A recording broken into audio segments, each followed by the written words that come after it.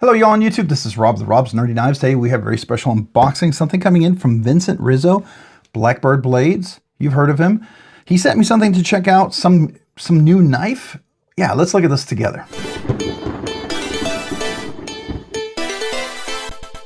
All right, today I'm opening up my box with my Blackbird Blades concept knife here. This is the 20CV Raven, and this is in this flow carbon, camel carbon, 20CV, cool little knife, but another Blackbird Blades design. He sent me this thing. So I think he wanted me to check something out, and I think I have to pass this one along to the next person once I'm done. So we will see what we have in here. I'm always grateful to get a chance, especially when knife makers allow me to check out one of their knives early, and then I can, tell you what I think about it and either get one for myself at some point or definitely recommend it for sure. I've liked, one thing I like about Vincent, I've liked just about everything of his stuff. So, it's been kind of an easy one. Oh, it's a Kizer. Cool. Oh, and I got little miniature Blackbird Blade stickers. I like them. I like them, Vincent. Little miniature ones. Very cool. Very cool. All right. Those are cool. This is a Kizer knife. And, I've had the Sparrow from Kizer. What else was the other Kizer that we did? I think that was it, the Sparrow. But this is Vanguard. Okay, Vanguard. This is the Rook, 3.1 inches. This is a 10V. Ooh, 10V blade with black coating. Okay, Rich Light Chocolate Glacier handle. That sounds really freaking cool. All right, let's take a look, see what we got here. Okay, you ready? This should be cool. Vincent, so just if you didn't know, Vincent is a custom knife maker. He makes custom fixed blades that are pretty freaking sick. One of these days, he said I may get a chance to check out one of his knives. They're really expensive and they're in demand, so it's hard for him just to kind of toss one over here for me unless I were to get on his books and buy one. I just don't. They're expensive. I'll just say we'll at some point maybe. All right, so this one here is Action for Sharing. All right, so you got a little sticker from Kizer, and here's the blade. Okay, all right. Ooh, this is an interesting look. Now, this is something you see typically in China. You get this little thing right here. Okay, this feels like almost like a Nesmuk of some kind, but not. Now, typically, let's see. It should come with like a sheath in here. Oh, here we go. So you get your typical little cloth. All right, so this is like brand new. This, and then you get, of course, you get your little card here with stuff in there. So you get that and that. But we're going to take the sheath out, and we'll leave the sticker in here for the next person. But let's take a look at this sheath. I like the boxing. They've definitely stepped up their boxing quite a bit. I think this looks really nice, by the way. Oh, wait. There's more stickers. Hold on, there's 4 stickers. One stuck in. Yes, we got more stickers. Bonus stickers. All right, so we got 4 stickers. Very, very cool. All right, I'm going to put this together because I got to get this back to him. And I don't know, I think he needs it back relatively quick. All right, so we got a loose screw here, which typically is something you would tighten for the sheath. We'll have to tighten that up. That's interesting. I don't know if it's just an extra screw or what, but then we have a tech lock. This is a tech lock, and this is one of the button tech locks. I've had one where you pinch it, and I've seen a couple of these. All right, so this is where the blade goes in. Let's listen. Doesn't quite lock in. No clip. Well, you know what it could be? It's this. Let's tighten that up. Of course, that's probably what we're dealing with here. So I'm going to have to get my screwdriver set over here. Let's see. There we go. Okay. I was going to say, it didn't clip. I mean, that nice little... Now, it's pretty tight in there, so it is adjustable. So let's loosen that up just a little bit.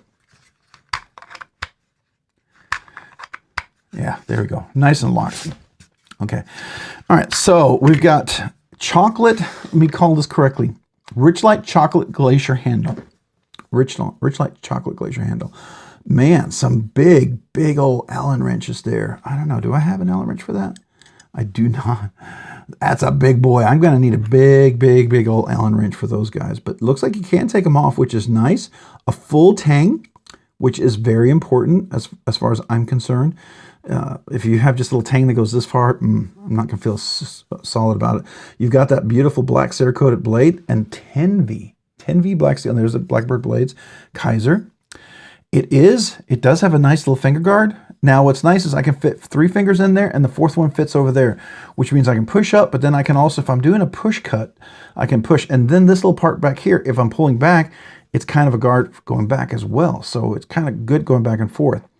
Now you got jimping up here too. That's kind of cool. Okay. Nice flat blade. 10V blade steel. It's good that it has a coating. I believe 10V is not stainless steel, but man, nice coated blade, which means good protection for it. Jimping all the way across. That's really nice. This will be a nice slicer. I mean, like if you're at camp, you're cutting some chicken, maybe you're cutting some vegetables or something like that. Maybe you're 10V is pretty strong steel, so you could be, maybe getting some kindling ready off of a log. That could definitely work. That's really, really cool. I have a 15V, but I've never handled 10V. I have 3V, 4M and M4 or whatever it is, or 4M, M4. I forget which one it is, but you know what I mean. That's cool. Nice, thick, robust up there. It's not super thick like you would expect, but I mean, it's a smaller knife. This fits well. I like you have this Kydex holster. Let's see, let's see. We've got holes this way.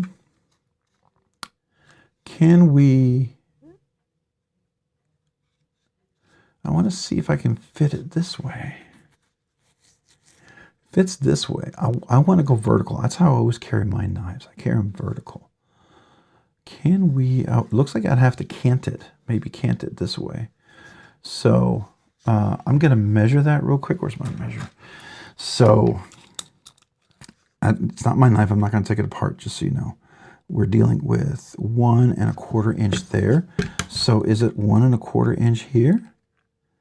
Yeah, it's about 1 1/4 inch. So I could use this, but I'm going to have to cant it. I'm going to have to cant it at a 45. So it would either fit up like this or fit down like that. Now, fitting down wouldn't be really a bad problem because it does lock in there really well. It's got a nice solid lock, and you've got a nice release right there. So that works really well. You're not going to worry about losing it.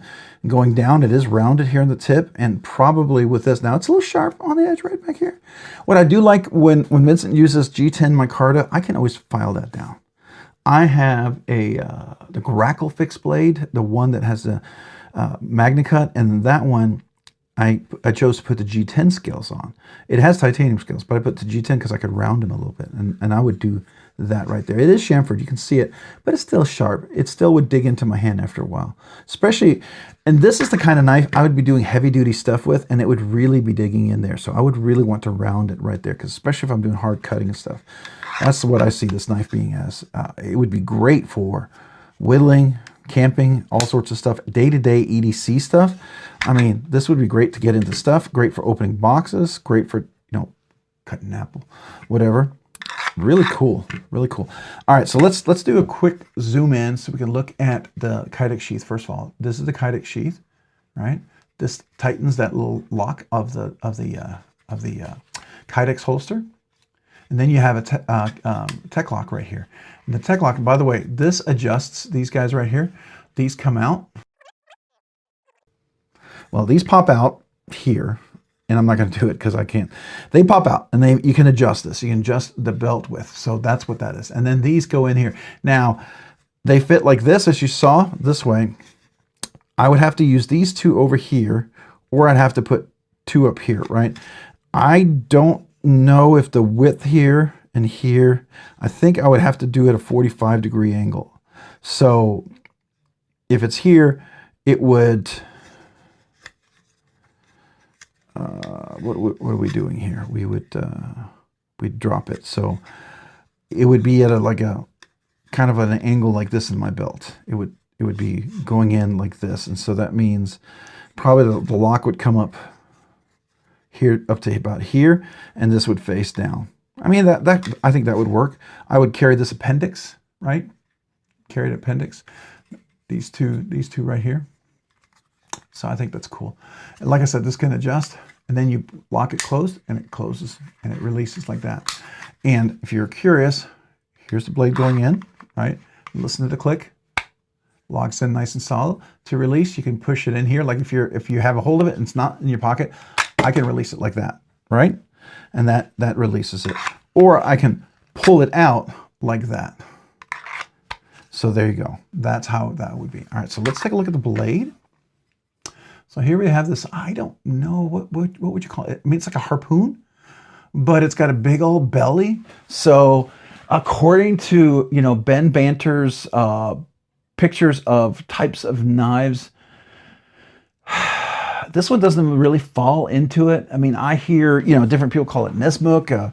I hear different names for the blade shape, but I don't know. What you tell me, guys? What is this? It's not a traditional blade shape. Don't think they named the blade shape on here. They don't. But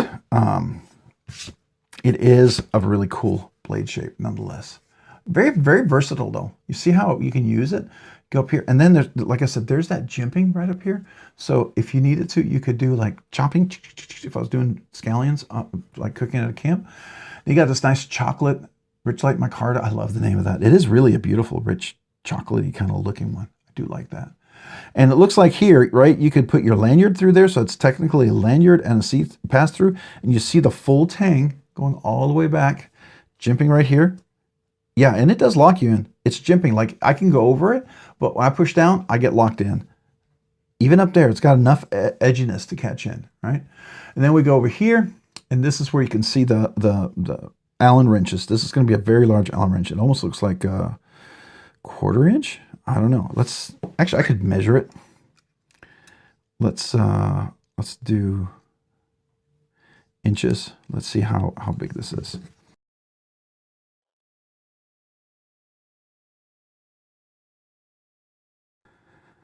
It looks like we're dealing with 1/20th of an inch, 0.19194. So that's like 1/5. So 1/5 kind of a hex kind of size.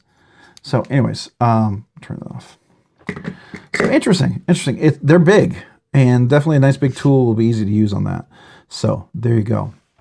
All right, then you have the minimal billboarding here, Blackbird Blades, Rook, and you got 10V. I don't know if you can see that 10V.